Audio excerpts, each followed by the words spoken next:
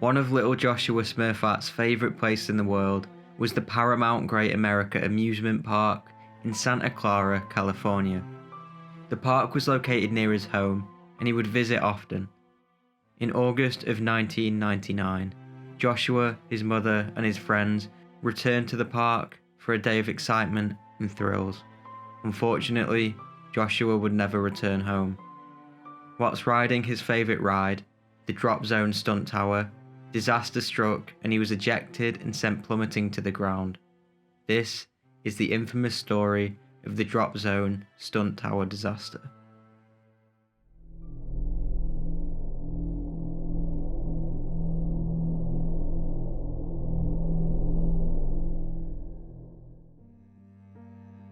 Unfortunately, there isn't really a lot of information about him, but we do know that Joshua Lee Smurphat was born on the 26th of July 1987 to parents Tammy and Terry Smurphat. He grew up near the park in Sunnyvale, California, and was a sweet and quiet young kid. According to reports, Joshua had severe mental and physical handicaps, but none of these would have disqualified him from riding that day. He loved going to the theme park, and despite his disabilities, he would go on most of the rides. The Drop Zone Stunt Tower was his favourite. He was also described as a lovable little kid and played in a special little league team for disabled children. The 22nd of August 1999 was a warm and sunny afternoon which saw Joshua, his mother, 2 friends and 2 children visit Paramount Great America amusement park for a day out. California's Great America amusement park opened on the 20th of May 1976 and is billed as America's top destination for thrill seekers and families alike. The park has over 60 rides, restaurants, and even a water park. One of these rides includes the Drop Zone Stunt Tower. The Drop Zone Stunt Tower is a drop tower ride which opened on March the 16th, 1996. It was named after the Paramount film Drop Zone. On the Drop Zone, passengers freefall 224 feet, which is equivalent to 22 stories down, in just 4 seconds. The ride falls at around 60 miles per hour. Once riders reach the top, they are offered views of Levi's Stadium and, on a clear day, even San Francisco, depending on which way you are facing. The ride was the fastest ride at the park, and the safety restraints included a head-shoulder restraint, but no safety belt. On that day, the group had been at the park for a few hours before deciding to ride the Drop Zone Stunt Tower ride at around 3:20 p.m. Joshua had been on the ride before. He would go on with his mother Tammy, but a few of the cars were out of service, meaning that there wasn't room for her. Instead, Joshua went on with a family friend and 2 of the younger children. Before the ride set off, an error message was shown on one of the operator's computers, which forced them to shut the ride down for the day, with Joshua's group being the last riders for that day. The ride began, and they slowly started to rise to the top, where they would sit at 220 feet high. A countdown then began. 4, 3, 2, and 1. The car would then plummet to the ground. Tammy was watching from below. What she saw next would haunt her for the rest of her life. She stated, "When the ride was on its way down, my son flew out of his seat. I screamed and ran to the exit gate, thinking that I could catch him. Gary Winslow, who was waiting in line, saw the incident unfold. He claimed, I saw the bar fly up after the ride had started.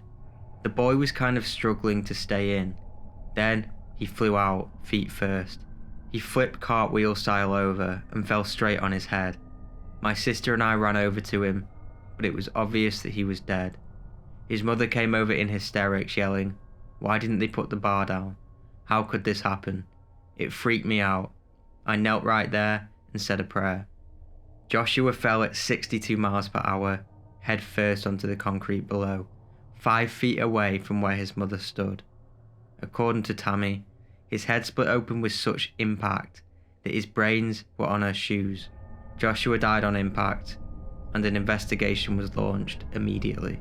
The police spoke to a witness who had claimed that Joshua's harness was not checked by operators before the ride began, but this is disputed. They also found that the ride operators were children.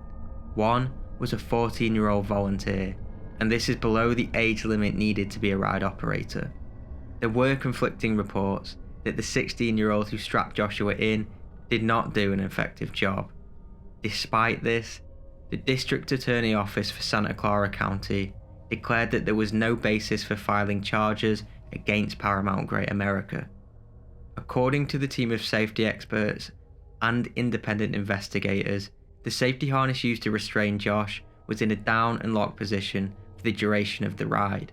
The ride was mechanically sound, and they found no evidence of operator error, according to them.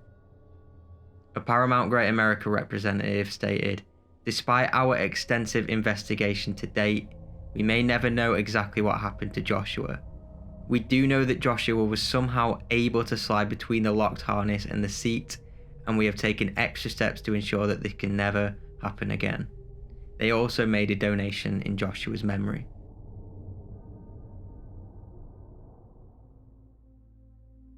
After the incident, the park installed an additional safety strap, and the ride remains open to this day.